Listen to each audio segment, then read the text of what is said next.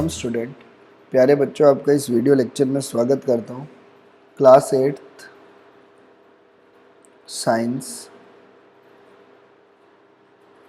Chapter 1 crop production and management, यानी crop को कैसे प्रोड्यूस किया जाता है और उसका कैसे प्रबंधन यानी उसको कैसे मैनेज किया जाता है। यानी क्रॉप को प्रोडक्शन भी करना है, सबको प्रोवाइड भी करना है। तो हमारे देश में क्रॉप का प्रोडक्शन भी अच्छा होना चाहिए और मैनेजमेंट भी अच्छा होना चाहिए। यही इस चैप्टर का नाम है और आज के लेक्चर में हम इस फर्स्ट चैप्टर को क्या करेंगे, शुरू करेंगे।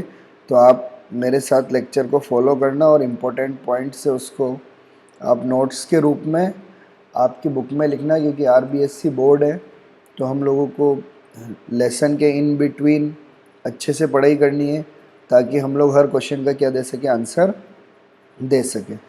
तो सबसे पहले हम चैप्टर के इंट्रोडक्शन में आएंगे, यानी इसको इंट्रोड्यूस करेंगे।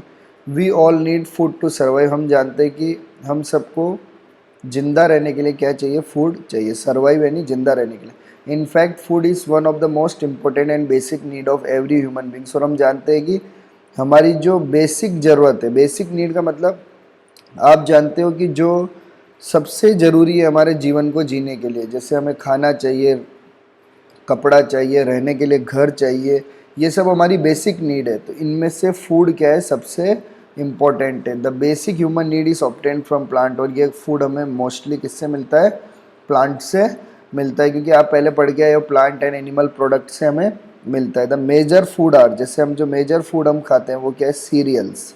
सीरियल्स यानी अनाज, पल्स यानी दाल, वेजिटेबल और fruits, all provide by plant. और ये सब हमें किससे मिलता है, प्लांट से मिलता है। Animal also provide food to us. Animal से भी हमें फूड मिलता है, जैसे एग मिलता है हमें हैन से, मीट मिलता है हमें अलग अलग एनिमल से। Plant and animal both are interdependent and life without plant is not possible. लेकिन हम जानते हैं कि ये जो एनिमल है वो भी किसके ऊपर डिपेंड है, प्लांट के ऊपर। और प्लांट भी किसके ऊपर डिपेंड है, एनिमल के ऊपर डिपेंड है। यानी ये दोनों आपस में एक दूसरे से क्या है, एक दूसरे के ऊपर डिपेंड है। डिपेंड का मतलब एक दूसरे के ऊपर वो क्या है, निर्भर है। क्योंकि हम जानते हैं प्लांट को भोजन बनाने के लिए ऑक्सीजन चाहिए और वो ऑक्सीजन किससे मिलता है, एनिमल से मिलता है, ह्यूमन बींग से मिलता है। और फिर हमें प्लांट को कार्बन डाइऑक्साइड चाहिए, CO2 यानी कार्बन डाइऑक्साइड चाहिए, वो एनिमल से मिलता है। और प्लांट अपना भोजन बनाने के बाद क्या निकालता है, ऑक्सीजन गैस को निकालता है। और वो ऑक्सीजन गैस कौन लेता है, एनिमल्स भी लेते हैं और हम भी लेते हैं। और हम जानते हैं कि प्लांट क्या होते हैं, ऑटोट्रॉप्स होते हैं। ये आपने 7th में पढ़ा होगा, ऑटोट्रॉप्स जो अपना भोजन खुद बनाते हैं। और एनिमल्स होते हैं हेट्रोट्रॉप्स, जो प्लांट के ऊपर अपने भोजन के लिए क्या रहते हैं, डिपेंड रहते हैं। तो हमें ध्यान रखना है कि प्लांट बहुत ही क्या होता है, इम्पोर्टेंट है। India is always been primary agriculture country. हम जानते हैं कि इंडिया शुरू से ही कैसा कंट्री है, एग्रीकल्चर कंट्री है। यानी कि यहाँ पे सबसे ज़्यादा क्या होती है, खेती बाड़ी होती है। और लोग सबसे ज़्यादा इंडिया में जो उनका रोजगार है वो किसके लिए, खेती से ही है। यानी वो अपना काम धंधा ज़्यादातर खेती से ही करते हैं। Agriculture was known to people thousand of year ago. आज भारत में हजारों साल पहले से एग्रीकल्चर चल रहा है। इन ऋग्वेद टाइम, अगर आप ऋग्वेद के समय में जाओगे और अगर ऋग्वेद समय की बातों को पढ़ोगे तो उसमें wooden plough were pulled by bull और ऑक्सन। और वहाँ पे बता रखा है कि लकड़ी के जो प्लॉग है, आपको पता है प्लॉग क्या है, प्लॉग ऐसा इंस्ट्रूमेंट है जिससे क्या किया जाता है, जोता जाता है। आपने देखा होगा कि खेत को फसल उगाने से पहले खेत को क्या करना पड़ता है, प्लग करना पड़ता है, जोतना पड़ता है। तो ये प्लॉग क्या है, एक हल है, जो लकड़ी से बना हुआ हल है, जो कौन खींच के ले जाता है, या तो बुल या क्या है, ऑक्सन। सीड वर सो इन फुरोस। और इन्हीं फुरोस की मदद से, यानी इन्हीं हल की मदद से क्या किया जाता है, बीज को भी उगाया जाता है। मेज वाज कट विथ सिक्कल। और उसके बाद सिक्कल्स यानी दातलियों की मदद से किसको, मेज को, मक्के को काटा जाता है, उनको स्टैक्ड अलग किया जाता है। फिर उसके बाद उनमें से बीज और उसको क्या किया जाता है, अलग किया जाता है। तो अलग अलग प्रोसेस शुरू से ही चल रहे थे। और उसके बाद अब धीरे धीरे क्या हुआ, एग्रीकल्चर में क्या हो गया, इम्प्रूवमेंट हो गया। Canal were dug for irrigation. नहर, कैनल यानी नहर को बनाया जाता था, खोदा जाता था। डग यानी खोदना, किसके लिए, इरिगेशन के लिए। इरिगेशन का मतलब सिंचाई के लिए, यानी पानी को पिलाते हैं ना, तब हमें सिंचाई करनी पड़ती है, पेड़ पौधों को पानी देना पड़ता है, उसको हम इरिगेशन बोलते हैं। ये सब जो आप वर्ड पढ़ रहे हो ना, स्टैक्ड, थ्रेश्ड, विनोड, इरिगेशन, ये सब हम इस चैप्टर में पढ़ने वाले हैं। Introduction. Cattle dung was used as manure, खाद के रूप में किसको यूज़ किया जाता था? कैटल, यानी ये गाय, इनके गाय भैंसों के किसके गोबर का क्या किया जाता था? यूज़ किया जाता था। As time pass by agriculture kept on progressing, लेकिन जैसे जैसे समय जाता रहा एग्रीकल्चर क्या होता गया? प्रोग्रेस होता गया। प्रोग्रेस का मतलब बहुत बढ़ता गया। Right after independence of our country, और जैसे हमारे देश की आज़ादी हुई, as early as in 1948 the country's first prime minister Jawaharlal Nehru said everything can wait but not agriculture. तो जैसे आज़ादी हुई तब पंडित जवाहरलाल नेहरू ने बोला सब चीज़ों के लिए हम वेट कर सकते हैं, यानी हर चीज़ वेट कर सकती है, बट नॉट एग्रीकल्चर। पर एग्रीकल्चर क्या नहीं कर सकते? क्योंकि एग्रीकल्चर अगर हमारे देश में नहीं होगा तो हमारे देश के लोगों को क्या नहीं मिलेगा? फूड नहीं मिलेगा, यानी भोजन नहीं मिलेगा। इसलिए हम एग्रीकल्चर के लिए क्या नहीं कर सकते? वेट नहीं कर सकते। With this priority and further progress over the year, India has reach a stage now that it has enough buffer stock of food grain. तो इतना एग्रीकल्चर को इंडिया ने सबसे प्रायोरिटी दी। प्रायोरिटी का मतलब प्राथमिकता। प्राथमिकता यानी जिसको हम फर्स्ट प्लेस देते, तो इंडिया ने किसको फर्स्ट प्लेस दिया? एग्रीकल्चर को फर्स्ट प्लेस दिया। तो आने वाले दिनों में एग्रीकल्चर इंडिया में क्या हुआ? प्रोग्रेस हुआ। और इंडिया के पास आज बहुत ही मात्रा में बफर स्टॉक का मतलब बहुत अधिक मात्रा में अनाज को हमने क्या कर रखा है? स्टोर करके रख रखा है। द टर्म एग्रीकल्चर, ये जो एग्रीकल्चर वर्ड है आप हमेशा पढ़ते हो, जो खेती है, एग्रीकल्चर है, ये जो वर्ड है ये किससे मिलकर बना है? दो लैटिन भाषा के वर्ड से मिलकर बना हुआ है। किससे मिलकर बना हुआ है? दो लैटिन भाषा के वर्ड से मिलकर बना हुआ है। पहला है एगर, जिसका मतलब है फील्ड, दूसरा है कल्चरा, जिसका मतलब है कल्टीवेशन, यानी दो वर्ड से मिलकर बना हुआ है। पहला वर्ड क्या है? एगर, AGER, और दूसरा वर्ड क्या है? कल्चरा, और इसका मतलब है फील्ड, और इसका मतलब क्या है? कल्टीवेशन। यानी क्योंकि हमें पता है कि हमें खेती करनी है, कल्टीवेशन यानी खेती करनी है, तो हमें क्या चाहिए? फील्ड चाहिए। तो इन दोनों वर्ड से मिलकर बना एग्रीकल्चर। दस is the cultivation of field और लैंड। तो एग्रीकल्चर को हम क्या बोल सकते हैं? खेती जो हम फील्ड में या ज़मीन में करते हैं उसी को हम क्या बोलते हैं? एग्रीकल्चर बोलते हैं। In broader sense it is a science of growing plant. और अगर हम इसको बड़े तरीके से समझने की कोशिश करें तो हम इसको क्या बोल सकते हैं? It is the science of growing plant, यानी ये किसका विज्ञान है? प्लांट को उगाने का एक क्या है? साइंस है, विज्ञान है। And raising animal useful to human, और एनिमल्स यानी प्लांट्स के साथ एनिमल्स को भी क्या करना है?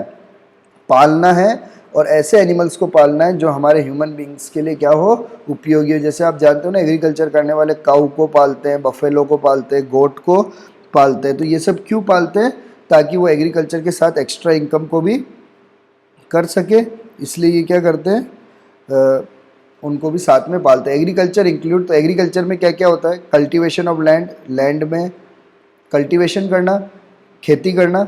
Breeding and management of crop, और क्रॉप को अलग अलग प्रकार के क्रॉप को उगाना, अलग अलग अच्छी क्वालिटी के क्रॉप को उगाना, और उसके बाद उनको मैनेज करना, और साथ में किसको पालना? एनिमल्स को भी पालना। तो इसी को हम एग्रीकल्चर बोलते हैं। तो एग्रीकल्चर में आप ये मत समझना बस प्लांट्स को ही उगाना है ज़मीन में, प्लांट्स के साथ उनको मैनेज भी करना है और साथ में एनिमल्स को भी क्या करना है? पालना है। हॉर्टिकल्चर क्या है? एक और ब्रांच है हॉर्टिकल्चर। तो हॉर्टिकल्चर भी क्या है? दो वर्ड से मिलकर बना हुआ है। पहला वर्ड क्या है? हॉर्टस। क्या है पहला वर्ड? हॉर्टस। हॉर्टस का मतलब क्या है? गार्डन। हॉर्टस का मतलब क्या है? गार्डन। तो आपको दिख ही रहा है, हॉर्टस मतलब गार्डन, और कल्चरा का तो सेम ही है, cultivation.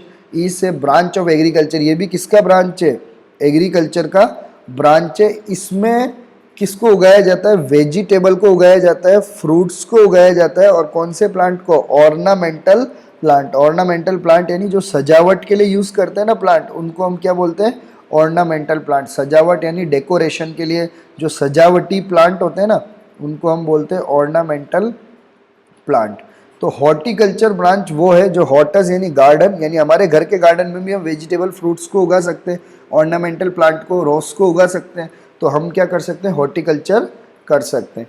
Quality in agriculture consistently mainly of activity that are essential in improving the environment for the growth of plant and animal and improving the usefulness of plant and animal. तो जब तक agriculture की quality तब बढ़ेगी जब क्या plant का अच्छा ग्रोथ होगा, एनिमल्स का भी उनके साथ ग्रोथ होगा, और ये इन्वायरमेंट को भी क्या करेंगे, अच्छा करने में हमारी मदद करेंगे। To improve the environment for plant and animal the soil is prepared for their growth, the fertiliser is use. तो एनिमल और प्लांट के इन्वायरमेंट को सही करने के लिए, यानी प्लांट को उगाने के लिए पहले सॉइल को प्रिपेयर करते हैं, फिर उसमें क्या डालते हैं, फर्टिलाइज़र, खाद डालते हैं। इंसेक्ट और जो पेट्स होते हैं जो पेड़ पौधों को परेशान करते हैं यानी ख़राब कर देते हैं, खा जाते हैं, उनको क्या करते हैं हम लोग, किल करते हैं। तो उनके किल करने के लिए भी क्या आती है, दवाइयाँ आती है। The feed of the animal and their shelter are taken care of. तो प्लांट को उगाना है तो पहले तो क्या करना पड़ेगा, सॉइल को प्रिपेयर करना पड़ेगा, यानी सॉइल को हल जोत के प्रिपेयर करना पड़ेगा, फिर बीज उगाने पड़ेंगे, फिर खाद डालना पड़ेगा, फिर कोई कीड़े लगते हैं तो उनको मारना पड़ेगा। और अगर एनिमल आप पालते हो तो एनिमल को अच्छा खाना देना पड़ेगा, और उनके जो शेल्टर है यानी रहने की जगह उसको क्या करना पड़ेगा, सफाई रखनी पड़ेगी। फीड यानी उनको अच्छा खाना देना पड़ेगा। The usefulness of the plant and animal is improved bye growing selected quality of plant and animal. तो प्लांट और एनिमल की आजकल अच्छी अच्छी क्वालिटी के प्लांट और एनिमल आ रहे हैं ब्रीडिंग की वजह से, जो भी हम आगे के चैप्टरों में पढ़ेंगे, और इसलिए उसका यूजफुलनेस क्या होता जा रहा है, बढ़ता जा रहा है। Variety of good seed are chosen for planting. आजकल क्या है, अलग अलग प्रकार के अच्छे बीज आ रहे हैं, किसके लिए, प्लांटिंग करने के लिए। High breed of animal are reared to increase their yield. और आजकल अच्छे ब्रीड के क्या आ रहे हैं, एनिमल भी आ रहे हैं जो ज़्यादा मात्रा में, जैसे काऊ भी आता है अच्छी ब्रीड का जो ज़्यादा मात्रा में क्या देता है, मिल्क देता है, वैसे बफेलो भी ज़्यादा मात्रा में मिल्क देता है। तो अलग अलग ब्रीड के एनिमल और प्लांट्स पाए जाते हैं। The land where plant are cultivated is known as field. तो ये फील्ड की डेफिनेशन है, तो बहुत सारी डेफिनेशंस जो आएगी उन सबको आपको याद करना है। फील्ड की डेफिनेशन क्या है, the land where plant are cultivated, वो ज़मीन जहाँ पे प्लांट को उगाया जाता है उसको फील्ड बोलते हैं। If we visit a field during different period in a year we find the farmer performing various activity. अगर आप एक खेत में जाओ पूरे साल भर के अलग अलग समय में, तो आप क्या देखोगे, कई बार तो आप देखोगे सॉइल को प्रिपेयर कर रहा है फार्मर, क्या कर रहा है, सॉइल को प्रिपेयर, सॉइल, ये सब हम इस चैप्टर में आगे पढ़ेंगे, ये सब इंट्रोडक्शन चल रहा है। प्रिपेयर कर रहा है, तैयार कर रहा है, बीज को उगा रहा है, वाटरिंग द फील्ड, वाटर यानी पानी डाल रहा है, इसी को इरिगेशन भी बोलते हैं। Once the crop are ready और मेच्योर द फार्मर हार्वेस्ट। और एक बार क्रॉप रेडी हो गया, तैयार हो गया पूरा, तो फार्मर क्या कर रहा है, हार्वेस्ट कर रहा है। हार्वेस्ट यानी उसकी कटाई कर रहा है, फिर उसके बाद उसको क्या कर रहा है, स्टोर कर रहा है, यानी संभाल के अपने घर पे रख रहा है या गोदाम में रख रहा है, डिस्ट्रीब्यूट, फिर उसके बाद उसको बांट रहा है या बेच देगा। जब उसको बेच देगा तो वो उसको क्या कर देगा, डिस्ट्रीब्यूट कर देगा, और उससे उसकी क्या हो जाएगी, इनकम हो जाएगी। ये सारी जो एक्टिविटी, ये all this activity of farmer, ये फार्मर की सारी एक्टिविटी को हम क्या बोलते हैं, एग्रीकल्चर प्रैक्टिस। क्या बोलते हैं, एग्रीकल्चर प्रैक्टिस। और इस चैप्टर में हमें यही पढ़ना है, क्या पढ़ना है, एग्रीकल्चर प्रैक्टिस। यानी पहले फार्मर क्या करता है, फिर सेकंड में क्या करता है, थर्ड में क्या करता है, फोर्थ में क्या करता है ना, ये सारे कामों को हमें इस चैप्टर में पढ़ना है। If you know ever seen a tractor in a field, आपने फील्ड में क्या देखा होगा, ट्रैक्टर भी देखा होगा। You have seen one of the most common machine use by farmer.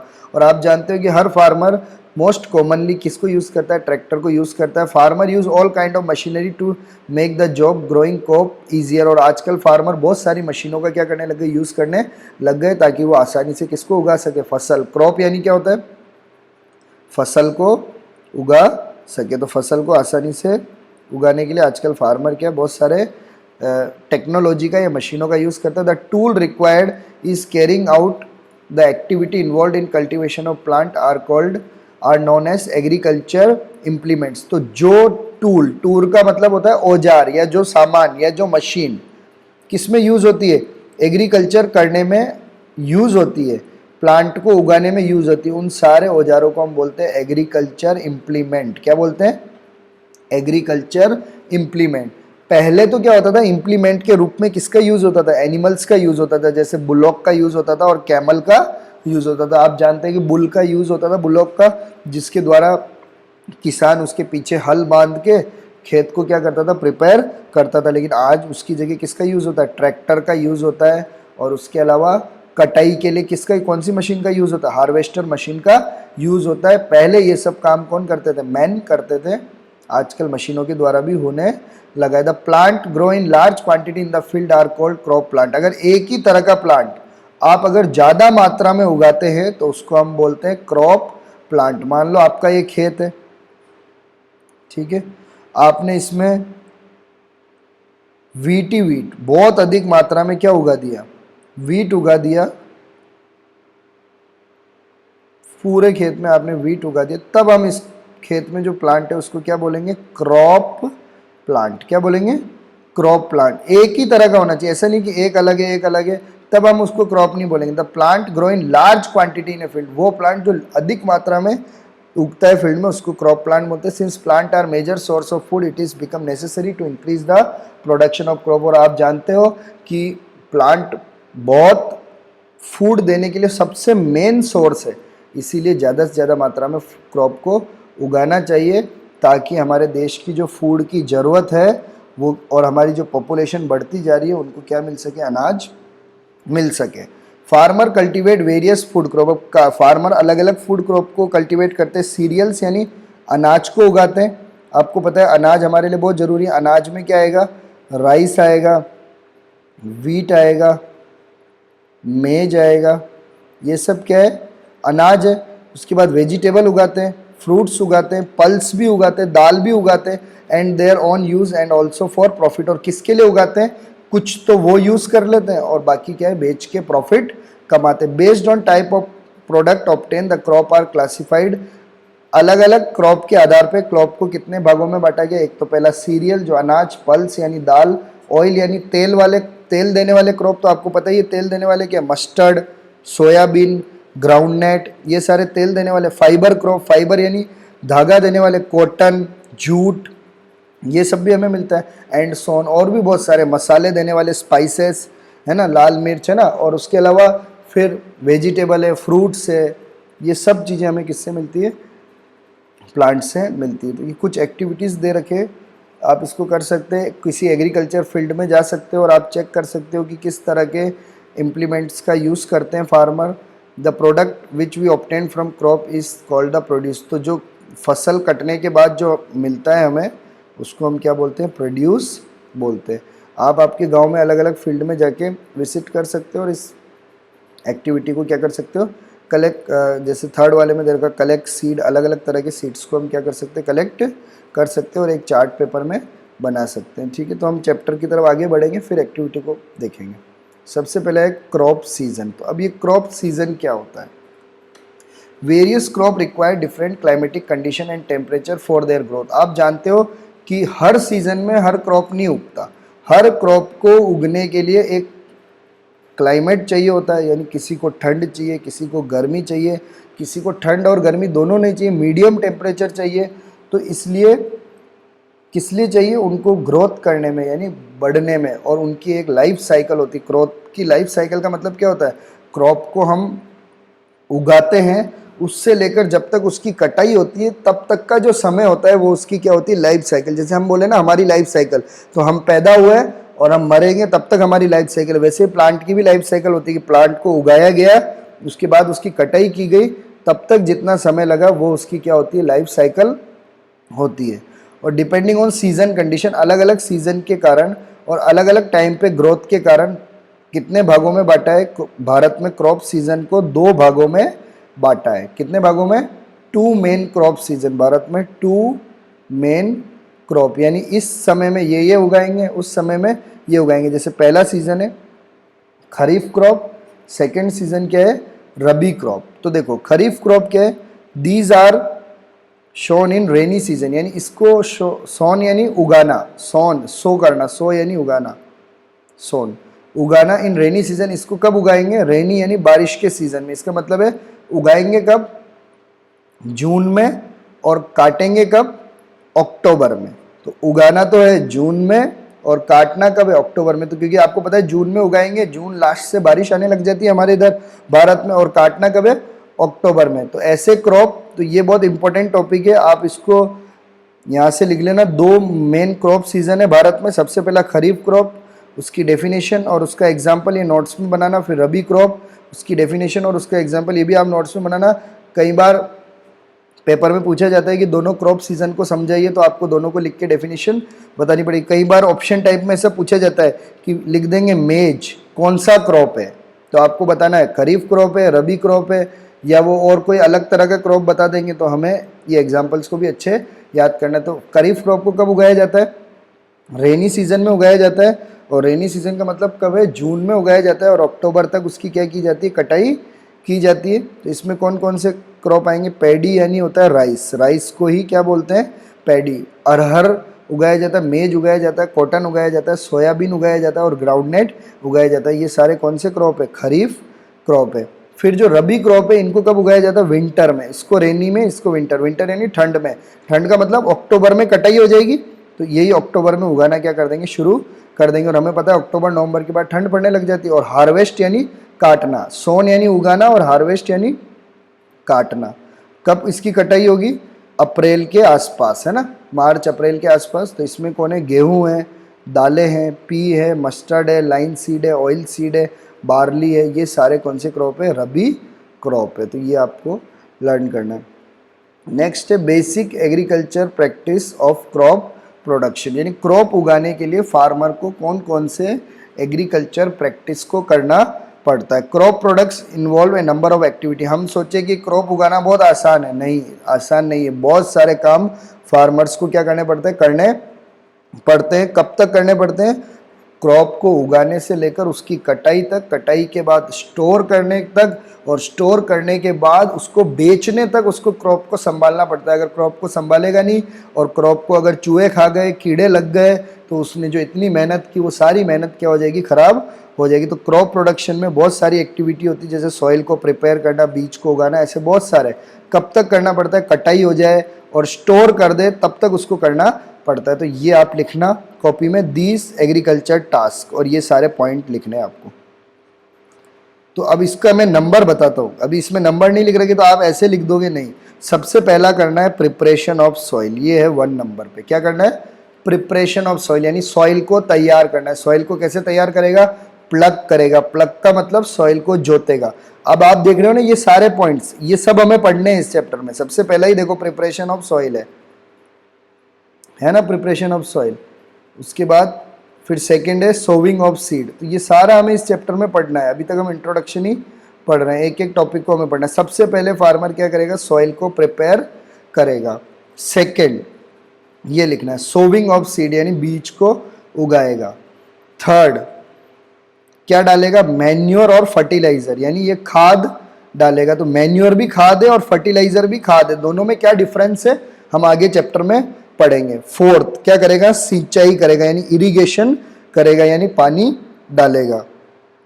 Fifth weeds को रिमूव करेगा। अगर उसके साथ आप देखते हो कि जब हम क्रॉप उगाते हैं तो उनके साथ अनवांटेड प्लांट भी उग जाते हैं। अनवांटेड प्लांट का मतलब जो प्लांट हमें नहीं चाहिए वो फालतू या बेकार प्लांट भी उग जाते हैं, जिसको हिंदी में खरपतवार भी बोलते हैं ना। हम इसको वीड्स को क्या बोलते हैं? Unwanted plant. तो उन अनवांटेड प्लांट को भी हटाना इसको पड़ेगा। तो अनवांटेड प्लांट को हटाने के लिए भी 5th नंबर पे काम करना पड़ेगा। फिर 6th नंबर पे वो उसको क्या करेगा? काटेगा बीज और उसको अलग करेगा। तो ये तीनों प्रोसेस को वो करेगा। ये भी हमें देखना है, हार्वेस्टिंग, थ्रेशिंग, और उसके बाद क्या करना है? विनोइंग। और उसके बाद 7वें नंबर पे वो उसको क्या करेगा? स्टोर करेगा, यानी स्टोरेज करेगा। तो ये आपको 7 पॉइंट है। 1 पहला प्रिपरेशन ऑफ सॉइल, सेकेंड है सोविंग ऑफ सीड, थर्ड है application of manure and fertiliser, fourth है इरिगेशन, फिफ्थ है वीडिंग, सिक्स्थ है हार्वेस्टिंग, थ्रेशिंग एंड विनोइंग, और 7th है स्टोरेज। तो ये आपको लिख के क्या करना है? याद करना है। तो अभी तक हमने जो चैप्टर पढ़ा है, उसके बारे में आप ध्यान रखना। सबसे पहले आप इसको पढ़ना अच्छे से। एग्रीकल्चर क्या होता है इसकी डेफिनेशन आप लिखना। एग्रीकल्चर की क्या डेफिनेशन है, हॉर्टिकल्चर की क्या डेफिनेशन है, फील्ड की क्या डेफिनेशन है, एग्रीकल्चर इम्प्लीमेंट्स की क्या डेफिनेशन है, इन सबको आपको लिखना है। फिर खरीफ क्रॉप और रबी क्रॉप क्या है, उनकी क्या डेफिनेशन है, और उसके बाद सॉइल को एग्रीकल्चर प्रैक्टिस क्या है, यानी कौन कौन से एग्रीकल्चर के टास्क क्या काम करने पड़ते हैं। 7 काम है, इन सबको आपको क्या करना है, लिखना है और लिख के कॉपी में क्या करना है, इसको लर्न करना है और चैप्टर को रीड करके उसको समझने की कोशिश करना है। आशा करता हूँ कि आपको वीडियो पसंद आया होगा। आगे के चैप्टर को हम अगले वीडियो लेक्चर में लेंगे। Thank you for watching.